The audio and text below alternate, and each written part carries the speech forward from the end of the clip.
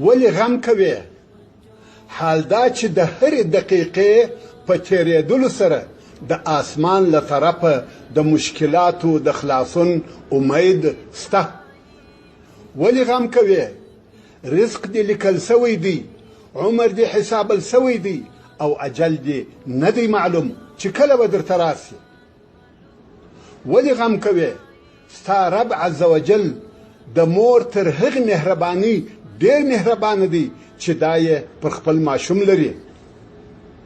ولې غم کوې؟